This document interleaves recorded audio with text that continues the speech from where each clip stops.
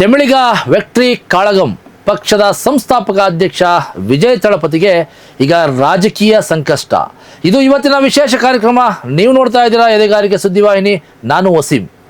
ವೀಕ್ಷಕರೇ, ತಮಿಳು ನಟ ವಿಜಯ್ ತಳಪತಿ 2024ರಲ್ಲಿ ತನ್ನ ಪ್ರಾದೇಶಿಕ ಪಕ್ಷವನ್ನು ತಮಿಳುನಾಡಿನಲ್ಲಿ ಕಟ್ತಾರೆ. ಅದಕ್ಕೆ ತಮಿಳಿಗ ವಿಕ್ಟರಿ ಕಾಳಗಂ ಅನ್ನುವಂತಹ ಒಂದು ಹೆಸರನ್ನು ಕೊಡ್ತಾರೆ. ಅಂದರೆ TVK ಅಂತ ಏನು ಇವತ್ತು ನಾವು ತಮಿಳುನಾಡಿನಲ್ಲಿ ವಿಜಯ್ ಅವರ ಅಬ್ಬರದ ಪ್ರಚಾರವನ್ನು ನೋಡ್ತಾ ಇದ್ದೀವಿ, ಆ ಒಂದು ಪಕ್ಷವನ್ನು ಕಟ್ತಾರೆ. TVK ತಮಿಳಿಗ ವಿಕ್ಟರಿ ಕಾಳಗಂ ಪದದ ಅರ್ಥ ತಮಿಳುನಾಡು ಗೆಲುವಿನ ಒಕ್ಕೂಟ ಅಂತ. ಈ ಒಂದು ಹೆಸರಿನಲ್ಲಿ ಇವಾಗ ಪ್ರಾದೇಶಿಕ ಪಕ್ಷವನ್ನು ಕಟ್ಟಿಕೊಂಡು ವಿಜಯ ತಳಪತಿಯವರು ರಾಜಕೀಯ ಒಂದು ಹೆಜ್ಜೆಯನ್ನು ಇಟ್ಟಿರುವಂಥದ್ದು. ತಮ್ಮ ಅಪಾರವಾದ ಅಭಿಮಾನಿಗಳ ಮುಂದೆ ರಾಜಕೀಯ ವ್ಯಕ್ತಿಯಾಗಿ ಇವರು ಹೊರ ಹೊಮ್ತಾರ ಅನ್ನೋದು ಬಹಳ ದೊಡ್ಡ ಪ್ರಶ್ನೆ ಆಗಿರುವಂಥದ್ದು. ಈಗ ವಿಜಯ್ ತಳಪತಿಯವರು ಒಂದು ಎಡವಟ್ಟನ್ನು ಮಾಡ್ಕೊಂಡಿದ್ದಾರೆ. ಆ ಎಡವಟ್ಟಿಗೆ ಮೆಡ್ರಾಸ್ನ ಹೈಕೋರ್ಟ್ ವಿಜಯ್ ತಳಪತಿಗೆ ನೋಟಿಸನ್ನು ಜಾರಿ ಮಾಡಿದೆ. ಜೊತೆಯಲ್ಲಿ ಚುನಾವಣಾ ಆಯೋಗ ಮತ್ತು ಇನ್ಕಮ್ ಟ್ಯಾಕ್ಸ್ಗೂ ಕೂಡ ನೋಟಿಸನ್ನು ನೀಡಿರುವಂಥದ್ದು. ಯಾವ ವಿಚಾರವಾಗಿ ಮಡ್ರಾಸ್ ಹೈಕೋರ್ಟ್ ವಿಜಯ್ ತಳಪತಿಗೆ ನೋಟಿಸ್ ಕೊಟ್ಟಿದೆ, ಹಾಗೆ ಇನ್ಕಮ್ ಟ್ಯಾಕ್ಸ್ ಡಿಪಾರ್ಟ್ಮೆಂಟ್ಗೆ ಆಮೇಲೆ ಚುನಾವಣಾ ಆಯೋಗಕ್ಕೂ ಕೂಡ ಯಾವ ರೀತಿಯಾದಂಥ ಒಂದು ನೋಟಿಸನ್ನು ಕೊಟ್ಟಿದೆ ಅನ್ನೋದನ್ನ ನೋಡ್ತಾ ಬರೋಣ.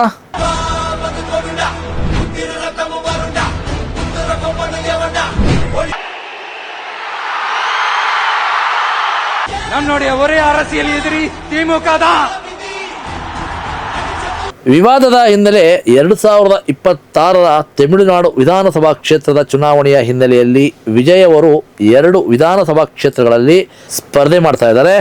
ಪೆರಂಬೂರು ಮತ್ತು ತಿರುಚಿ ಪೂರ್ವ ನಾಮಪತ್ರ ಸಲ್ಲಿಸುವಾಗ ನೀಡಿದ ಅಫಿಡೇವಿಟ್ಗಳಲ್ಲಿ ಆಸ್ತಿ ವಿವರಗಳು ತಾಳೆಯಾಗುತ್ತಿಲ್ಲ ಎಂಬ ಆರೋಪ ಕೇಳಿಬಂದಿದೆ. ಪೆರಂಬೂರು ಕ್ಷೇತ್ರದಲ್ಲಿ ಸಲ್ಲಿಸಿದ್ದ ಅಫಿಡೇವಿಟ್ನಲ್ಲಿ ಸುಮಾರು 115 ಕೋಟಿ ರು ಆಸ್ತಿ ಘೋಷಣೆ ಮಾಡಲಾಗಿದೆ. ತಿರುಚಿ ಪೂರ್ವ ಕ್ಷೇತ್ರದಲ್ಲಿ ಸಲ್ಲಿಸಿದ ದಾಖಲೆಗಳ ಆಸ್ತಿ ಮೌಲ್ಯ ಸುಮಾರು 220 ಕೋಟಿ ರು ಎಂದು ನಮೂದಿಸಲಾಗಿದೆ ಎಂದು ವರದಿಯಾಗಿದೆ. ಈ ಎರಡೂ ದಾಖಲೆಗಳ ನಡುವೆ ಸುಮಾರು 105 ಕೋಟಿಗಳ ಭಾರೀ ವ್ಯತ್ಯಾಸ ಇರುವುದು ವಿವಾದಕ್ಕೆ ಕಾರಣವಾಗಿದೆ. ಪೆರಂಬೂರು ನಿವಾಸಿಯೊಬ್ಬರು ಸಲ್ಲಿಸಿದ ಅರ್ಜಿಯೊಂದನ್ನು ವಿಚಾರಣೆ ನಡೆಸಿದ ಮಡ್ರಾಸ್ ಹೈಕೋರ್ಟ್ ಈ ವ್ಯತ್ಯಾಸದ ಬಗ್ಗೆ ಮೌಖಿಕವಾಗಿ ಆಕ್ಷೇಪ ವ್ಯಕ್ತಪಡಿಸಿದೆ.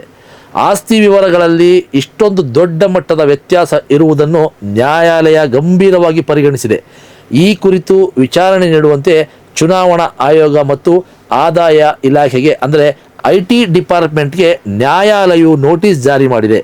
ಅಲ್ಲದೆ ಆಸ್ತಿ ವಿವರಗಳಲ್ಲಿನ ವ್ಯತ್ಯಾಸ ಮತ್ತು ಯಾವುದೇ ಕ್ರಿಮಿನಲ್ ಪ್ರಕರಣಗಳ ಮಾಹಿತಿಯನ್ನು ಮರೆಮಾಚಲಾಗಿದೆಯೋ ಎಂಬ ಬಗ್ಗೆ ಕೂಡ ತನಿಖೆ ನಡೆಸಿ ವರದಿ ಸಲ್ಲಿಸಲು IT ವಿಭಾಗಕ್ಕೆ ಸೂಚಿಸಿದೆ. ಇನ್ನು ಇತರೆ ಕಾನೂನು ಸಂಕಷ್ಟಗಳು ಮೊದಲೇನಾದರೂ ವಿಜಯ್ ಅವ್ರ ಮೇಲೆ ಇತ್ತ ಅನ್ನೋದಾದರೆ, ಇದಕ್ಕೂ ಮೊದಲು 2015-16ರ ಹಣಕಾಸು ವರ್ಷದಲ್ಲಿ ಪುಲಿ ಚಿತ್ರದ ಸಂಭಾವನೆಗೆ ಸಂಬಂಧಿಸಿದಂತೆ ಸುಮಾರು 15 ಕೋಟಿ ರು ಆದಾಯವನ್ನು ಮರೆಮಾಚಿದ ಆರೋಪದ ಮೇಲೆ ಆದಾಯ ತೆರಿಗೆ ಇಲಾಖೆ ವಿಧಿಸಿದ್ದ 1.5 ಕೋಟಿ ರು ದಂಡವನ್ನು ಪ್ರಶ್ನಿಸಿ ವಿಜಯ್ ಸಲ್ಲಿಸಿದ್ದ ಅರ್ಜಿಯನ್ನು ಫೆಬ್ರವರಿ 2026ರಲ್ಲಿ ಹೈಕೋರ್ಟ್ ವಜಾಗೊಳಿಸಿತ್ತು. ಇನ್ನು ಪ್ರಸ್ತುತ ವಿದ್ಯಮಾನಗಳ ಪ್ರಕಾರ ಆಸ್ತಿ ವಿವರದ ವ್ಯತ್ಯಾಸದಿಂದಾಗಿ ವಿಜಯ್ ಅವರ ನಾಮಪತ್ರದ ಸಿಂಧುತ್ವದ ಬಗ್ಗೆ ಚರ್ಚೆಗಳು ನಡೆಯುತ್ತಿವೆ. ಈ 105 ಕೋಟಿ ರುಗಳ ವ್ಯತ್ಯಾಸದ ಬಗ್ಗೆ ಆದಾಯ ತೆರಿಗೆ ಇಲಾಖೆ ನೀಡುವ ವರದಿಯು ವಿಜಯ್ ಅವರ ರಾಜಕೀಯ ಭವಿಷ್ಯದ ದೃಷ್ಟಿಯಿಂದ ಅತ್ಯಂತ ನಿರ್ಣಾಯಕವಾಗಿದೆ. ಒಟ್ಟಾರೆಯಾಗಿ ರಾಜಕೀಯ ಪ್ರವೇಶದ ಆರಂಭಿಕ ಹಂತದಲ್ಲೇ ವಿಜಯ್ ಅವರು ಆಸ್ತಿ ಘೋಷಣೆಯ ವಿಚಾರದಲ್ಲಿ ಕಾನೂನು ಸಂಕಷ್ಟಕ್ಕೆ ಸಿಲುಕಿದಂತಾಗಿದೆ. ಪ್ರಸ್ತುತ ಮಡ್ರಾಸ್ ಹೈಕೋರ್ಟ್ನಲ್ಲಿ ವಿಜಯ್ ಅವರ ವಿರುದ್ಧ ಆಸ್ತಿ ಅಫಿಡೇವಿಟ್ ವಿವಾದ ಅತ್ಯಂತ ಕಠಿಣವಾಗಿ ಪರಿಣಮಿಸಿದೆ. ಚುನಾವಣಾ ನಿಯಮಗಳ ಪ್ರಕಾರ ತಪ್ಪು ಮಾಹಿತಿ ನೀಡುವುದು ಅನರ್ಹತೆಗೆ ಕಾರಣವಾಗಬಹುದಾದ್ದರಿಂದ ಈ ಪ್ರಕರಣವು ಅವರ ರಾಜಕೀಯ ಭವಿಷ್ಯದ ದೃಷ್ಟಿಯಿಂದ ಬಹಳ ನಿರ್ಣಾಯಕವಾಗಿದೆ. ನ್ಯಾಯಾಲಯವು ಮುಂದಿನ ವಿಚಾರಣೆಯಲ್ಲಿ ವಿಜಯ್ ಅವರ ಅಧಿಕೃತ ಪ್ರತಿಕ್ರಿಯೆಯನ್ನು ನಿರೀಕ್ಷಿಸುತ್ತಿದೆ. ವೀಕ್ಷಕರೇ, ಇದಿಷ್ಟು ವಿಜಯ್ ಅವರಿಗೆ ಮಡ್ರಾಸ್ನ ಹೈಕೋರ್ಟ್ ನೀಡಿದಂತಹ ನೋಟಿಸ್ನ ವಿವರ ಆಗಿತ್ತು. ಆದರೆ ಇದುವರೆಗೂ ಯಾವುದೇ ರೀತಿಯಾದಂತಹ ಪ್ರತಿಕ್ರಿಯೆಯನ್ನು ವಿಜಯ್ ಅವರು ನೀಡಿಲ್ಲ ಅನ್ನುವಂಥ ಪ್ರಸ್ತುತ ಮಾಹಿತಿ ನಮಗೆ ಬಂದಿರುವಂಥದ್ದು. ಆದರೆ ಮುಂದಿನ ದಿನಗಳಲ್ಲಿ ವಿಜಯ್ ಅವರು ಏನು ತಮ್ಮ ಆಸ್ತಿ ವಿವರಣೆಯನ್ನು ಕೊಡೋ ಸಂದರ್ಭದಲ್ಲಿ ಒಂದು ಕಡೆ ಒಂದು ಅಂಕಿಅಂಶಗಳ ಲೆಕ್ಕಾಚಾರ, ಮತ್ತೊಂದು ಕಡೆ ಒಂದು ಅಂಕಿಅಂಶಗಳ ಲೆಕ್ಕಾಚಾರ, ಅಂದರೆ ಒಂದು ಭಾಗದಲ್ಲಿ 115 ಕೋಟಿ ಆಸ್ತಿಯ ವಿವರಣೆಯನ್ನು ಕೊಡ್ತಾರೆ, ಮತ್ತೊಂದು ಕ್ಷೇತ್ರದಲ್ಲಿ 220 ಕೋಟಿಯ ಆಸ್ತಿಯ ವಿವರವನ್ನು ಕೊಡ್ತಾರೆ. ಹಾಗಾಗಿ 105 ಕೋಟಿಯ ವ್ಯತ್ಯಾಸವನ್ನು ವಿಜಯ್ ಅವರು ಕೊಟ್ಟಿದ್ದಾರೆ. 105 ಕೋಟಿ ವ್ಯತ್ಯಾಸ ಹೇಗೆ ಬಂತು ಅನ್ನೋದರ ವಿವರಣೆಯನ್ನು ಕೊಡಬೇಕು ಅಂತ ಹೇಳಿಬಿಟ್ಟು ನ್ಯಾಯಾಲಯ ಅವರಿಗೆ ನೋಟಿಸನ್ನು ಕೊಟ್ಟಿರುವಂಥದ್ದು. ಜೊತೆಯಲ್ಲಿ ಚುನಾವಣಾ ಆಯೋಗ ಮತ್ತು IT ಗೂ ಕೂಡ ಒಂದು ಸೂಚನೆಯನ್ನು ಕೊಟ್ಟಿದೆ. ಒಂದು ನೋಟಿಸ್ ಜಾರಿ ಮಾಡೋದರ ಮೂಲಕ ಇವರ ಮೇಲೆ ಒಂದು ಸೂಕ್ತ ವಿಚಾರಣೆ ಮಾಡಿ ತನಿಖೆ ಮಾಡಿ ಇದಕ್ಕೆ ಉತ್ತರವನ್ನು ಕೊಡಬೇಕು ಅಂತ ಸಹ ಅವ್ರಿಗೂ ಸಹ ಒಂದು ಸೂಚನೆಯನ್ನು ಕೊಟ್ಟಿರುವಂಥದ್ದು. ವೀಕ್ಷಕರೇ, ಒಂದು ಪ್ರಾದೇಶಿಕ ಪಕ್ಷವನ್ನು ಕಟ್ಟೋದು ಬಹಳ ಸುಲಭದ ಮಾತಲ್ಲ. ಅದಕ್ಕೆ ಬಹಳಷ್ಟು ಪರಿಶ್ರಮ ಬೀಳಬೇಕಾಗುತ್ತೆ. ಒಂದು ಪ್ರಾದೇಶಿಕ ಪಕ್ಷ ತನ್ನ ರಾಜ್ಯದಲ್ಲಿ ಅಧಿಕಾರಕ್ಕೆ ಬಂದು ಹೊರಹೊಮ್ಮುತ್ತೆ ಅನ್ನೋದಕ್ಕೆ ಬಹಳಷ್ಟು ಪರಿಶ್ರಮ ಪಡಬೇಕಾಗುತ್ತೆ. ಅದಕ್ಕೆ ಜನಬೆಂಬಲ ಕೂಡ ಬೇಕಾಗುತ್ತೆ. ಈಗಾಗಲೇ ಚಲನಚಿತ್ರಗಳ ಮೂಲಕ ಸಾಕಷ್ಟು ಅಭಿಮಾನಿಗಳನ್ನು ತನ್ನತ್ತ ಶೇಖರಣೆ ಮಾಡಿರುವಂತಹ ವಿಜಯ್ ಅಬ್ಬರದ ಪ್ರಚಾರ ಈಗಾಗಲೇ ತಮಿಳುನಾಡಿನಲ್ಲಿ ಬಹಳಷ್ಟು ವಿಜೃಂಭಣೆಯಿಂದ ಸಾಗ್ತಾ ಇದೆ. ಬಹಳಷ್ಟು ತಮಿಳಿಗರು ಅವರ ಮೇಲೆ ಒಲವನ್ನು ತೋರಿಸ್ತಾ ಇದ್ದಾರೆ. ಆದರೆ ಈ ಒಲವು ಮತ ಚಲಾವಣೆ ಮಾಡೋ ಸಂದರ್ಭದಲ್ಲಿ ಇರುತ್ತಾ ಅನ್ನೋದು ಬಹಳ ದೊಡ್ಡ ಪ್ರಮುಖವಾದಂಥ ಪ್ರಶ್ನೆ ಆಗಿರುವಂಥದ್ದು. ಯಾಕಂತ ಹೇಳಿದ್ರೆ ಒಬ್ಬ ಸೆಲೆಬ್ರಿಟಿ ಅನ್ನೋ ಕಾರಣಕ್ಕೋಸ್ಕರ ಜನಸಾಗರ ಹರಿದು ಬಂದಿದೆ. ಆದರೆ ರಾಜಕೀಯ ಅಂತ ಬಂದಂಥ ಸಂದರ್ಭಗಳಲ್ಲಿ ಮತದಾರರು ಯಾರತ್ತ ಒಲಿತಾರೆ ಅನ್ನೋದು ಯಾರೂ ಸಹ ಕಲ್ಪನೆ ಮಾಡೋದಕ್ಕೆ ಆಗೋದಿಲ್ಲ. 23ನೇ ತಾರೀಕು ಚುನಾವಣೆ ಇರೋದ್ರಿಂದ ಆ ಚುನಾವಣೆಯ ಸಂದರ್ಭಗಳಲ್ಲಿ ವಿಜಯ್ ಅವರಿಗೆ ಎಷ್ಟು ಜನ ಮತವನ್ನು ಕೊಡ್ತಾರೆ, ಏನು ವಿಜಯ್ ಅವರು ಎರಡೂ ಕ್ಷೇತ್ರಗಳಲ್ಲಿ ಜಯಬೇರಿಯನ್ನು ಬಾರಿಸ್ತಾರಾ ಅಥವಾ ಎರಡೂ ಕ್ಷೇತ್ರಗಳಲ್ಲಿ ಅವರು ಸಲ್ಲಿಸಿದಂತಹ ನಾಮಪತ್ರಗಳು ತಿರಸ್ಕಾರ ಆಗುತ್ತಾ ಅನ್ನೋದು ಬಹಳ ಕುತೂಹಲ ಮೂಡಿಸುವಂತಹ ಒಂದು ವಿಚಾರ ಆಗಿರುವಂಥದ್ದು. ಇದರ ಜೊತೆಯಲ್ಲಿ ಬಹಳ ದೊಡ್ಡ ಮಟ್ಟದ ಒಂದು ನಿರ್ಧಾರವನ್ನು ಕೈಗೊಂಡಂತಹ ವಿಜಯ್ ಅವರು ಒಂದು ಘೋಷಣೆಯನ್ನು ಮಾಡಿದ್ದಾರೆ. ತಮಿಳುನಾಡಿನಲ್ಲಿ ಯಾರು ರೈತರ ಮಕ್ಕಳನ್ನು ವಿವಾಹ ಆಗ್ತಾರೆ ಅಂಥವ್ರಿಗೆ 80 ಲಕ್ಷ ವಿಜಯ್ ಅವರು ಘೋಷಣೆ ಮಾಡಿರುವಂಥದ್ದು.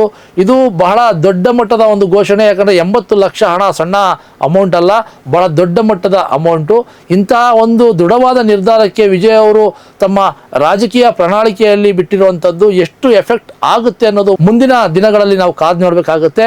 ಯಾಕಂತ ಹೇಳಿದ್ರೆ ಅವರ TVK ಪಕ್ಷದ, ಅಂದರೆ ತಮಿಳಿಗ ವ್ಯಕ್ತಿ ಕಾಳಗಂ ಅನ್ನುವಂಥ ಪಕ್ಷದ ಒಂದು ವಿಧಾನಸಭೆಯ ಚುನಾವಣೆಯ ಟಿಕೆಟನ್ನು ಬಹುತೇಕ ಅಲ್ಪಸಂಖ್ಯಾತರು, ಹಿಂದುಳಿದ ವರ್ಗದವರು, ಮಧ್ಯಮ ವರ್ಗದವರು ಇಂಥ ವ್ಯಕ್ತಿಗಳನ್ನೇ ಆರಿಸಿ ಕೊಟ್ಟಿರುವಂತಹ ವಿಜಯ್ ತಳಪತಿ ಅವರಿಗೆ ತಮಿಳುನಾಡಿನ ಅಧಿಕಾರ ಸಿಗುತ್ತಾ ಅಥವಾ ತಮಿಳುನಾಡಿನ ಜನ ಅವ್ರನ್ನ ತಿರಸ್ಕರಿಸ್ತಾರಾ?